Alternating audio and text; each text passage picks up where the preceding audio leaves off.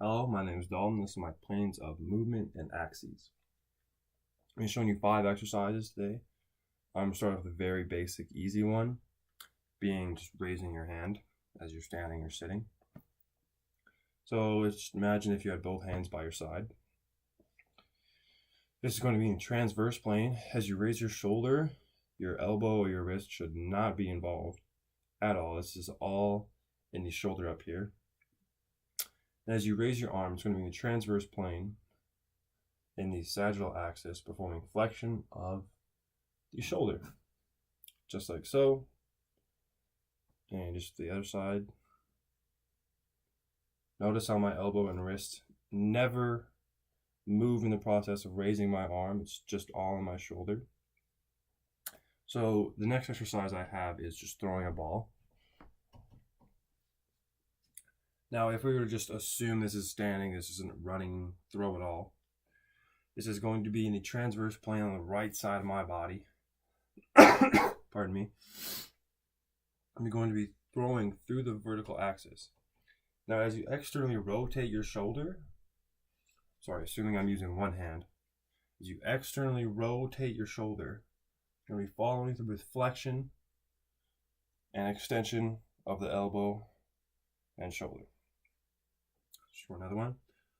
Externally rotate, then internal rotation through flexion and extension of the shoulder and elbow. Next one I have is swinging a baseball bat. Unfortunately, I don't have one right now. So what katana's gonna have to do. It's not ideal, but assume this is a baseball bat for now. So in swinging a baseball bat, your feet are always planted. They can move, they never come off the ground though.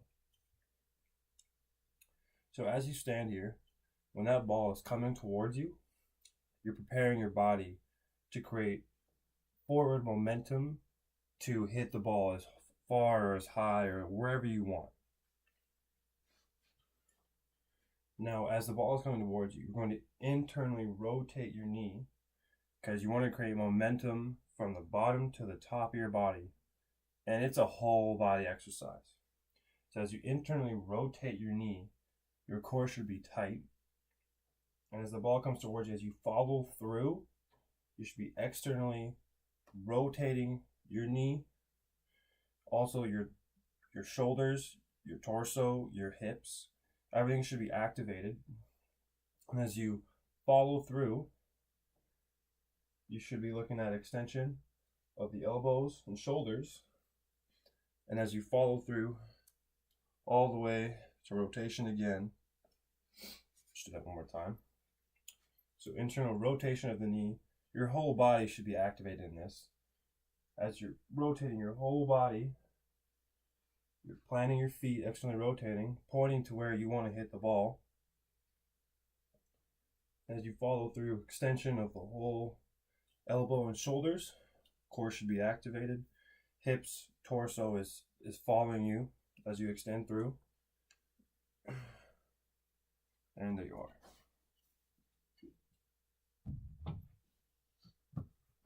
Sorry, so the next one I have is kicking a ball. Might be kind of hard to see this, but I'll do my best to explain. So usually you could take a running start or just standing and kick the ball. So for the sake of this, I'm just going to do a 2-footed walk up and then presumably kick the ball.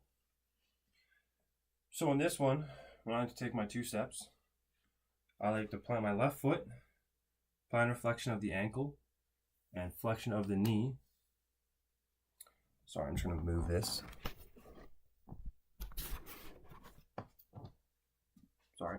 So as we perform this, plantar flexion of the ankle and flexion of the knee. And as I follow through, my right leg is going to be performing flexion. Just to demonstrate that, flexion of my knee, and as I follow through, I'm going to be extending, and most of my power is coming from my hips and my core. It's not just in my leg. This is also kind of like another whole body, but you're thinking about it in the transverse plane, it's the lower half of your body. As you perform flexion of your knee, so as you follow through, you should be following with extension all the way through, core activated, hips are loosened. And just for one more, final flexion of the ankle, flexion of the knee, flexion of my right knee. As I follow through, I'm coming through with full extension.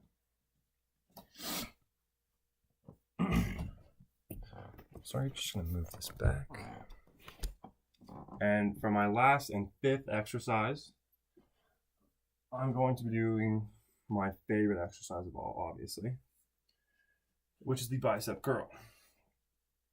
And with this, the weight should always be parallel with the other side of your body. I'm using one for the sake of this, just to isolate my right arm, just for easier demonstration purposes.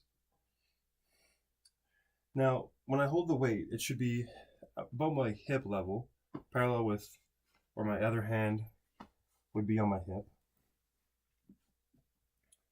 And as I do this, as I bring the weight up to about 90, my wrist should never be too loose or overextended. So flexion or extension of my wrist should never happen. It should be all isolated in the elbow and the bicep. So I go back down again. My shoulders should not be activated, so you should be at a upright stance. Posture is perfect. And as you pull the weight up, so you come to about 90, everything should be fine. Everything should be straight, parallel. As you come up, you're going to perform a flexion of the elbow and bicep. So that shoulder should never be activated. The wrist should never be activated. This is strictly for that bicep. As I come back down, everything is flat again. Everything's straight. Parallel with my other arm on the other side of my body. So I come back up, flexion of the elbow. Wrist is perfectly straight. And there you have it, flexion of the bicep and elbow. Thank you very much.